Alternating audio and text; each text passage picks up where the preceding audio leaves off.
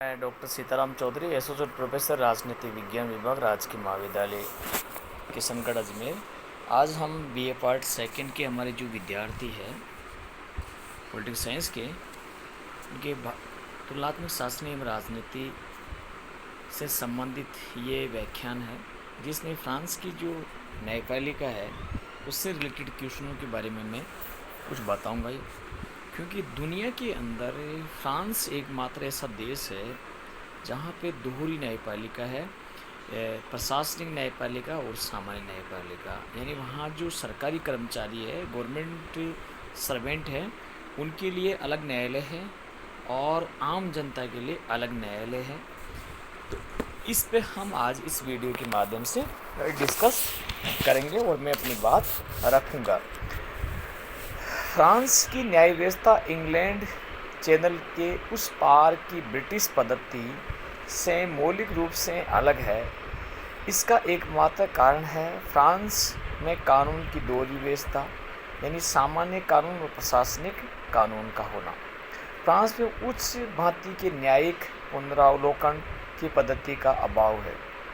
यानी ये अमेरिका और भारत की तरह न्याय पुनरावलोकन का प्रावधान फ्रांस के अंदर नहीं है।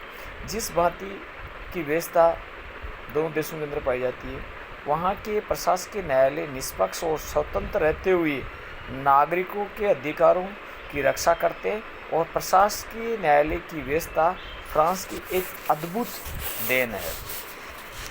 इसी से रिलेटेड हम कुछ क्वेश्चनों पर डिस्कस करेंगे।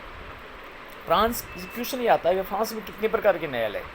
तो स्टूडेंट क्या है कि जनरल ये सोचता है कि भारत की तरह ही है, ऐसा नहीं है। वहाँ दो प्रकार के न्यायालय, एक सामान्य न्यायालय और एक प्रशासकीय न्यायालय। दूसरा क्वेश्चन है कि फ्रेंच संवैधानिक परिषद का मुख्य कार्य क्या है।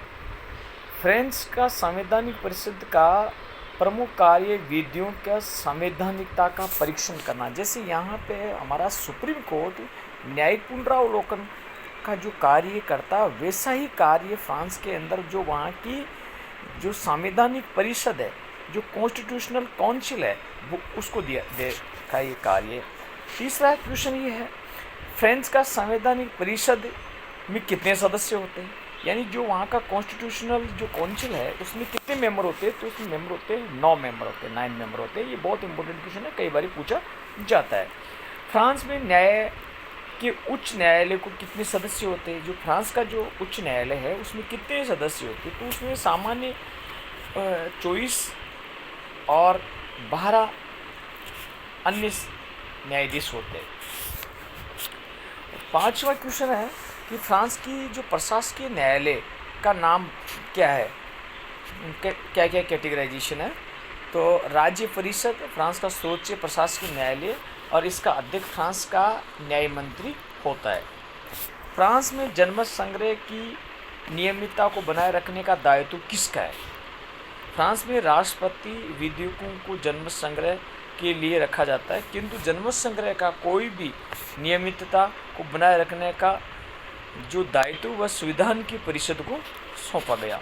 सातवां क्वेश्चन ये है कि क्या संविधान परिषद की निर्णयों के विरुद्ध अपील की जा सकती है। संविधान परिषद